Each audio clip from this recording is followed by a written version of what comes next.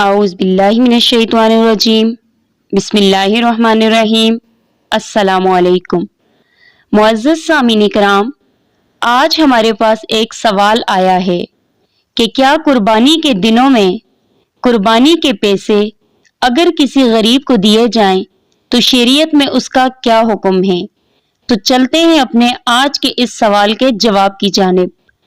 देखें, यहाँ पर मसला ये है कि अगर आप पर कुर्बानी वाजिब है, यानी कुर्बानी के जो 3 दिन आते हैं, उन 3 दिनों में आप मुसलमान हैं, आप मुकीम हैं, मुसाफिर नहीं हैं, आप बालिग हैं और मालिक निसाब हैं, यानी कम से कम आपके पास इतनी मालियत का सामान है जो 52.5 तोला चांदी तक पहुंच जाए।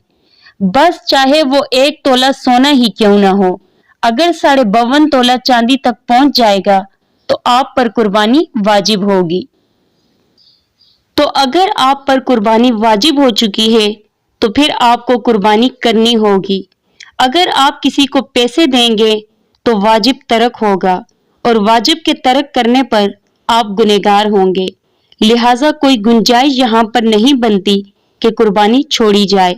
और अगर आप पर कुर्बानी वाजिब नहीं है और आप निसाब के मालिक भी नहीं हैं, तो ऐसे खुशी की खातिर, अल्लाह की रजा की खातिर कुर्बानी में हिस्सा डालते हैं। तो इसमें भी उलमाए कराम ने लिखा है कि कुर्बानी के अयाम में अल्लाह को सबसे ज्यादा महबूब ये है कि जानवर का खून बहाया जाए, अल्लाह की राह में कुर्बानी की जाए। तो आप नफल कुर्बानी में हिस्सा ले सकते हैं।